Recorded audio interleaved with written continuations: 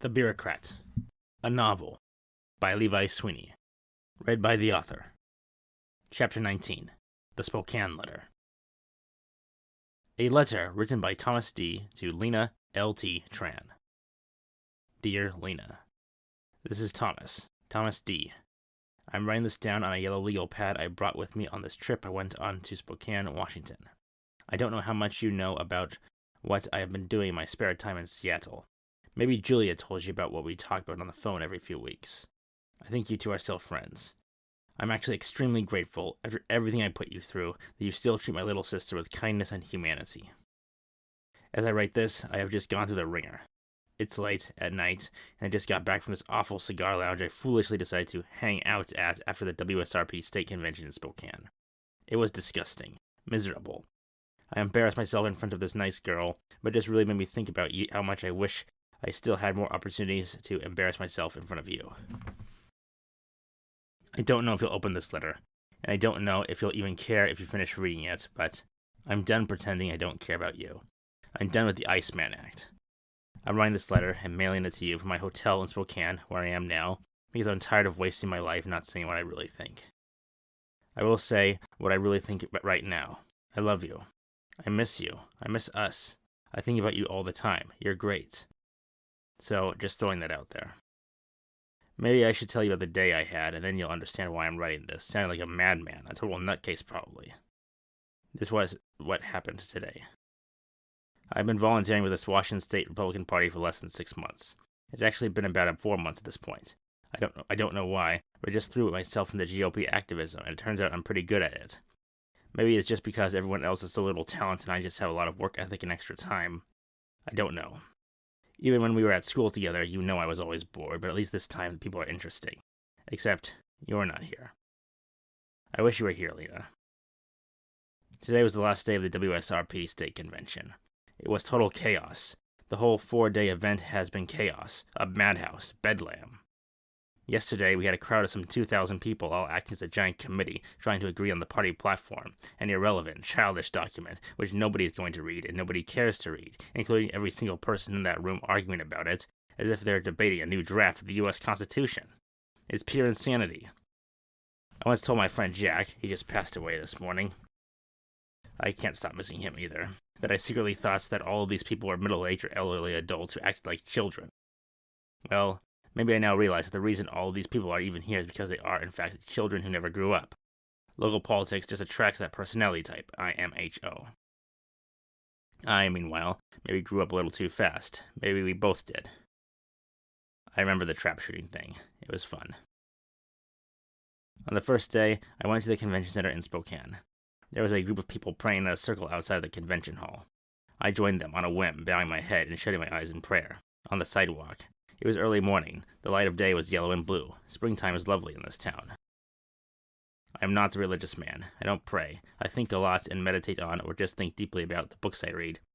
But I am not religious. As of this writing, I don't attend church. I don't read scriptures from any faith. I don't have any long conversations with clergymen, and I don't think about God. I think about you, but I wish I thought more about him. Maybe I'll start tonight. The state convention was just exhausting. Not good, not bad, just exhausting. And irrelevant. Pointless, even. We voted in Sid Meiber as a Republican gubernatorial nominee. People here just love that guy. I now know why. Sid Meiber got involved in GOP politics during the pandemic. He made his name by agitating against mask mandates or something while serving on a school board somewhere. He is petty, vapid, shallow, a crook, and he deserves to be admired by these people because he is literally one of them. He's a county chair for a GOP chapter in eastern Washington, actually.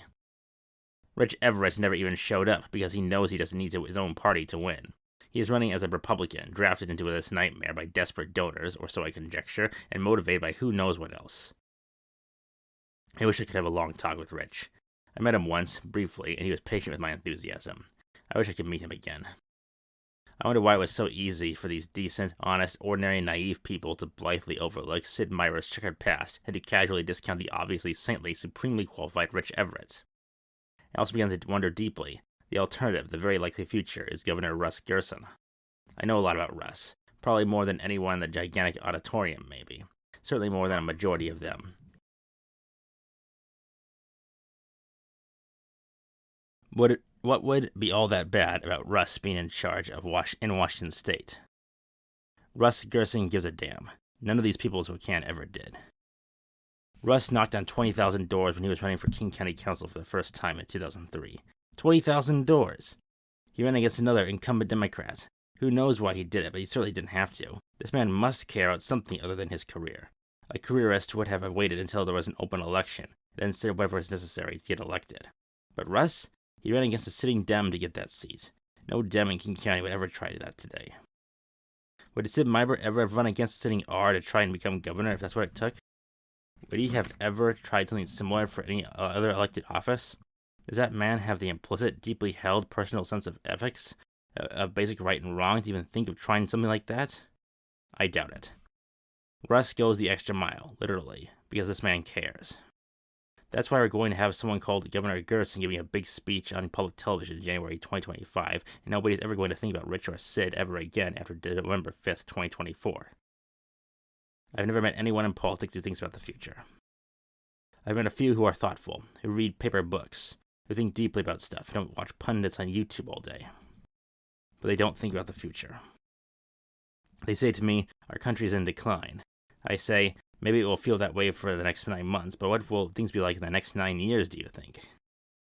The response I get from all of these people, these ordinary American citizens, is the same. A blank look. Confusion. Bafflement. They don't get me.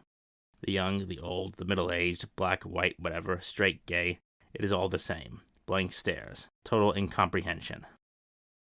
Nobody here can think long-term. Nobody here wants to do that. They love the chaos. They love the existential threats of destruction. They love the prospects of annihilation. They love complaining and moaning and shouting and getting angry and irritable. They revel in their childishness. They don't want to fix anything. They just want a good seat in the stadium with a cheap can of beer and maybe a bowl of microwave popcorn when the revolution, which will be live, finally comes.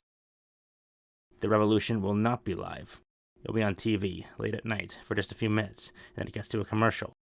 Then they'll feel good about themselves, go to bed, get up late the next morning, read the news for a while, eat a late lunch, and then remember, after getting an email from their bank, that money is still really, really tight these days, and has been, or has felt like it has been, for about 20 years, no matter who the president actually is.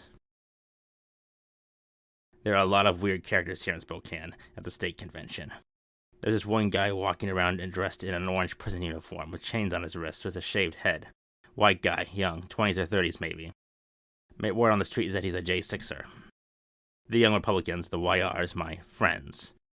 My peers. I feel sorry for them. A lot of them are thoughtful, hardworking, intelligent, sensitive young men who feel more or less the same way as I do about this stuff. They joke, they laugh, they make fun of the boomers, they hang out in cigar lounges and sports bars, they have their own little conventions and business meetings, they talk politics and policy, and they try to act like adults. They at least try. They don't think about the future. A lot of them are paradoxically stuck in the past.